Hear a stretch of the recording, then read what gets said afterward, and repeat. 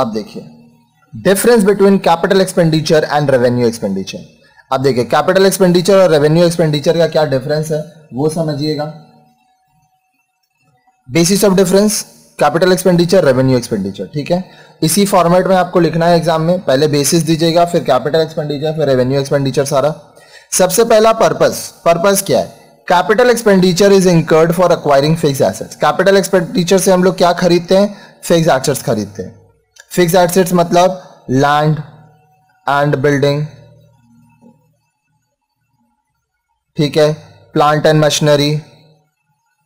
अब ये आपका 1 साल से ज्यादा के लिए होता है, तो इसके तरह के जो नेचर के प्रोडक्ट होते हैं वो आपका फिक्स्ड एसेट्स होता है।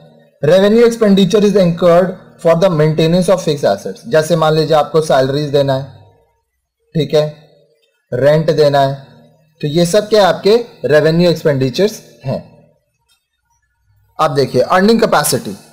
Capital expenditure increases the earning capacity of the business. Capital expenditure क्या करता है? बिजनेस का अर्निंग कैपेसिटी को बढ़ाता है। Revenue expenditure helps in maintaining the earning capacity of the business intact.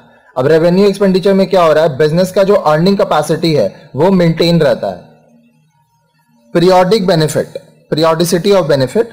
Capital expenditure benefits are spread over number of years. अब देखिए land and building है, प्लांट एंड मशीनरी है, ये आप 1 साल में इस्तेमाल नहीं कर लेते हैं, तो इसलिए यहां पे जो बेनिफिट्स है वो काफी सालों तक आपको होता है। Revenue expenditure benefits accrue only in 1 accounting year. अब देखिए मान लीजिए सैलरी है, रेंट है, तो जो अकाउंटिंग ईयर है उसी में उसके बेनिफिट्स आपको मिलता है। Placement in financial statement. अब प्लेसमेंट कहां है?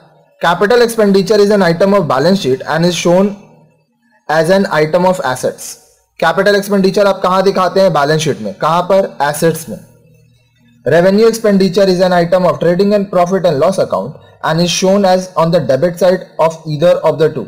अब रेवेन्यू एक्सपेंडिचर कहां दिखाते हैं? या तो ट्रेडिंग अकाउंट में या तो प्रॉफिट और लॉस अकाउंट में। किस साइड? डेबिट साइड, क्योंकि ये आपका खर्च है, ठीक है। अब ईदर ऑफ टू, या तो ट्रेडिंग अकाउंट में या तो प्रॉफिट एंड लॉस अकाउंट में। अब ये किस में क्या जाएगा वो हम लोग अपने आगे के वीडियोस में देखेंगे। अब देखिए नेक्स्ट क्या बोल रहा है? Occurrence of expenditure.